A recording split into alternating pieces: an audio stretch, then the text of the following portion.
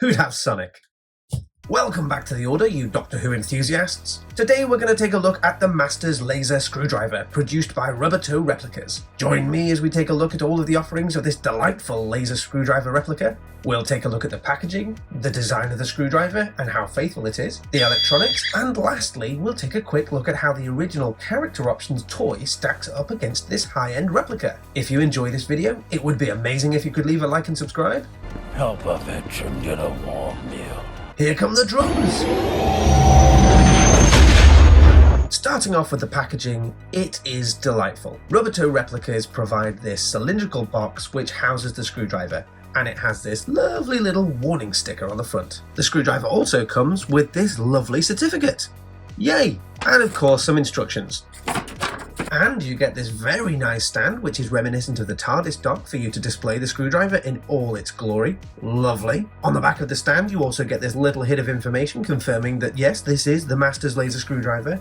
You also get the number of the run, so I've got number 160 here, and then you have this nice little signed bit by Nick Robatto himself.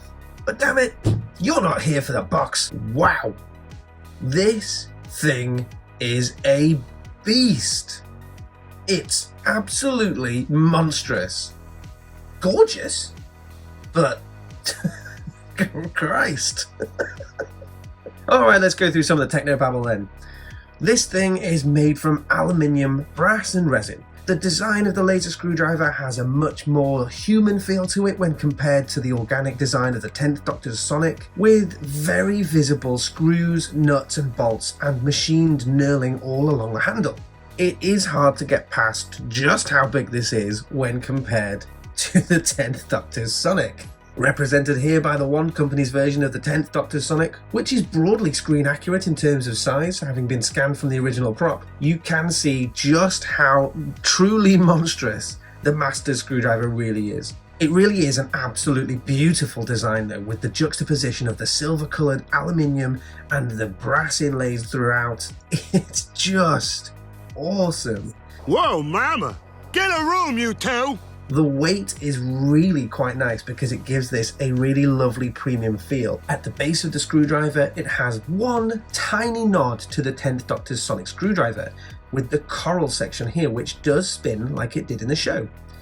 It is a little bit of a shame that it doesn't have any kind of clicking or locking mechanism to it, but I'm possibly being a bit picky there, but this is where the Master controlled the Lazarus circuits from in the show. Moving along the handle, there's this really nice knurling, and then there's this section on the front of the screwdriver which has this panel which gives you a bit of an insight into the inner workings of the screwdriver. There is an LED embedded in the handle which lights up when the screwdriver is activated, and I'll show you that in a bit. The screwdriver actually features 4 LEDs in total. The other 3 are nestled here in the emitter, and as you can see, rather than it being an individual bulb or light, this has 3 separate emitter sections, just like the original prop. Before we get into the electronics, I do want to have a look at my favourite bit of this screwdriver. The spring-loaded extended emitter. As you saw there, to extend, all you have to do is push the button on the handle, and away it goes! It's really aggressive with that extender. And I love it. In the show, that was one of the best things about this. It was such a sharp punch compared to the gentle easing up of the 10th Doctor Sonic. The real character difference, but it made this lovely little sort of ching sound.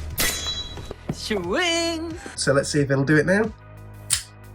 Not quite, but close enough. With the screwdriver extended, looking at this with the neck, it just keeps getting better. You've got more brass here in the neck section, and it is beautiful. There's just no two ways about it. It's such a great design. It was one of my favourites when it came out in 2007, and it's one of my favourites now. Right, let's talk about the electronics, which are realistically the only thing that lets this replica down. The lights and sounds are activated by using the micro switch, which is nestled right here. The soundboard was provided to Rubbertoe by Character Options, so yeah. Unfortunately, you're limited to the same range of sounds and lights that the Character Options toy had. Press the micro switch once and you get the laser effect. Press and hold and you get the Lazarus effect.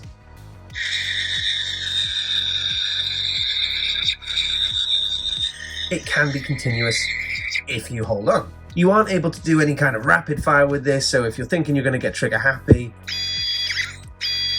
that's the best you're going to do. And there. That's it. In fairness, that's all we ever saw the Lazer Screwdriver do on screen as well, so I suppose we really can't complain.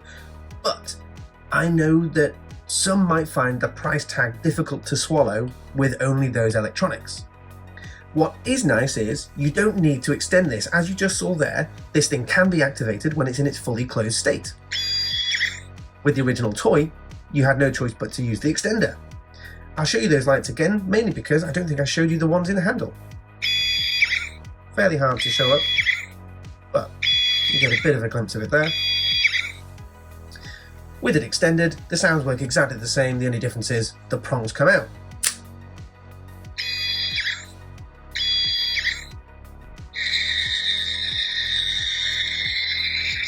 Overall, I'm pretty happy with those electronics. Like I said, you don't really get much more from this in the show, so I think if Rubbertoe had gone on to add in different functions, what they'd probably end up doing is irritating some of the really hardcore fans who are determined to have absolute screen accuracy.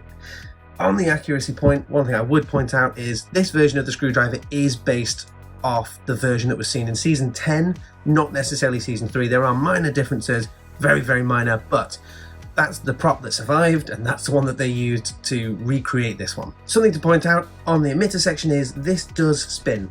I wouldn't recommend spinning it personally. I don't think it does anything, and I don't think you really want to test whether it's screwing anything out. Leave it alone.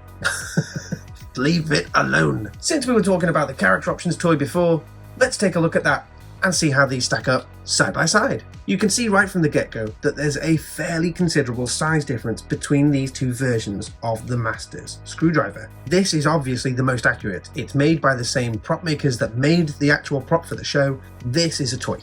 No way! If you didn't know it already, this is a toy. But there you go. In terms of features and things like this thing has one function. It extends and that's it.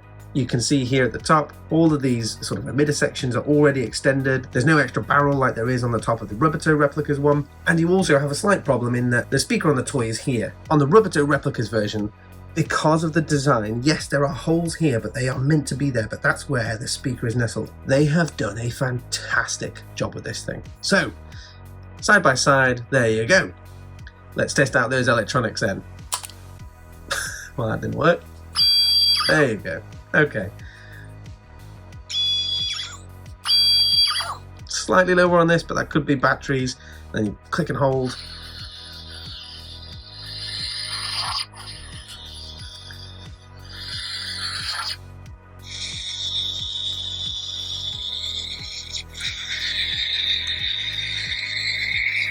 Yeah. So, you know, is there much to talk about there? Probably not. There they are, both extended, and again, you can see just how short the character options toy comes when it directly compared to this. It's a monster. Someone jacked this screwdriver right up, and it is insane. Beautiful, but insane. I think that about covers all the details on this thing. I appreciate that some people might consider the price tag on these replicas to be excessive, but when you consider that a boxed version of the toy currently sits at around £200 to £300 on the aftermarket, I think the price of a replica like this actually looks pretty reasonable. If you want to grab one of these for yourself, they are still in stock on Rubbertoe's website, so I'll leave a link in the description.